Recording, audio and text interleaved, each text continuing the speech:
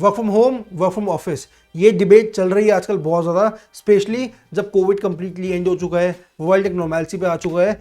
तो आज की डेट में कंपनीज को रियलाइज हो रहा है कि okay, work from home is not that effective.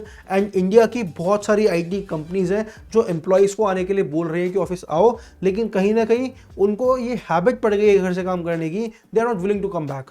तो आज की वीडियो में हम डिस्कस करेंगे कि किस तरीके से ये पूरा सिनेरियो स्टॉक मार्केट पे इंपैक्ट ला सकता है। अभी आपने न्यूज़ देखी होगी कि नवंबर 15 से विप्रो मैंडेटरी कर रही है वर्क फ्रॉम ऑफिस एटलीस्ट 3 दिनों के लिए। तो 3 दिन तो आना ही आना है, जो कि पूरा जो आईटी सेक्टर है वो ये डिमांड कर रहा है। अब इसका ओवरऑल क्या इंपैक्ट है? एक तो होगा कि ओवरऑल आईटी सेक्टर को स्टेबिलिटी मिल जाएगी, क्योंकि जो दिक्कत अभी फेस करनी पड़ रही है वर्क फ्रॉम ऑफिस से वो नहीं होंगी। तो ओवरऑल इंडिया की इकोनॉमी में भी इंपैक्ट देखने को मिल सकता है, क्योंकि आईटी सेक्टर इंडिया के जीडीपी का बहुत बड़ा कॉन्ट्रीब्यूटर है, एक्सपोर्ट्स का एक बहुत बड़ा कॉन्ट्रीब्यूटर है। तो नॉर्मैलिटी अगर आती है तो उससे आईटी सेक्टर को एक बूस्ट देखने को मिल सकता है। लेकिन दूसरी तरफ आईटी सेक्टर की जो ऑपरेशनल कॉस्ट है, जो मैनेजमेंट की कॉस्ट है, वो बढ़ सकती है, क्योंकि एम्प्लॉयज़ अगर ऑफिस में आएंगे तो उनको ऑफिस बुलाने का, उनको ओवरऑल जो खर्चे होते हैं वो खर्चे काफ़ी बढ़ जाएंगे, तो उनसे उनके मार्जिन में फ़र्क पड़ सकता है। And most important, employ retention and satisfaction.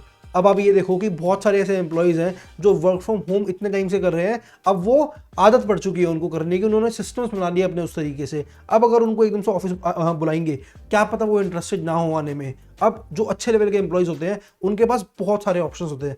अब ज़रूरी तो नहीं है कि जो विप्रो मांग रही है, कुछ कंपनीज मांग रही है, वो हर कंपनी मांगे। क्या पता कोई और कंपनी हो उसी लेवल पे, अच्छे लेवल पे, जो वर्क फ्रॉम होम अलाउ करे, तो मे बी वो स्विच कर सकते हैं। टैलेंट पूल के अंदर बहुत ज़्यादा दिक्कतें हो सकती है, तो कंपनीज को ये दिक्कत तो फेस करनी पड़ेगी।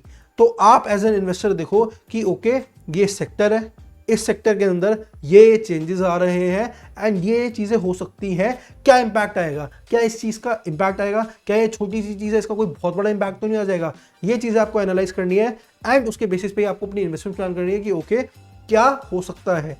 एंड ये सारी रिसर्च आप सिर्फ इन्वेस्टमेंट्स के लिए नहीं, आप ट्रेडिंग के लिए भी कर सकते हो कि ओके, अभी ये अनाउंसमेंट हुई है तो ये हो सकता है। आपको ये भी तो पता होना चाहिए ना, तो आगे भी अगर कोई और कंपनी भी इस तरीके की अनाउंसमेंट्स करती है तो ये इंपैक्ट आ सकता है, ये आपको पता होना चाहिए। बाकी मैं यही एडवाइस करूंगा आपको कि मार्केट ट्रेंड्स देखो कि किस तरीके से लोग इस पर रिस्पॉन्ड कर रहे हैं, सोशल मीडिया पे जाओ, सब कुछ पता लगता है। तो आप वो पूरा एनालाइज करो। सिर्फ आप स्टॉक मार्केट में इन्वेस्ट करने के लिए सिर्फ न्यूज़ चैनल मत खोलो, स्टॉक मार्केट पे जाओ, देखो कि मार्केट किस तरीके से रिएक्ट कर रही है, क्या इन्वेस्टर सेंटिमेंट है, वो सारी चीज़ें आपको पता होंगी ना, आप एक बेटर इन्वेस्टर बन पाओगे।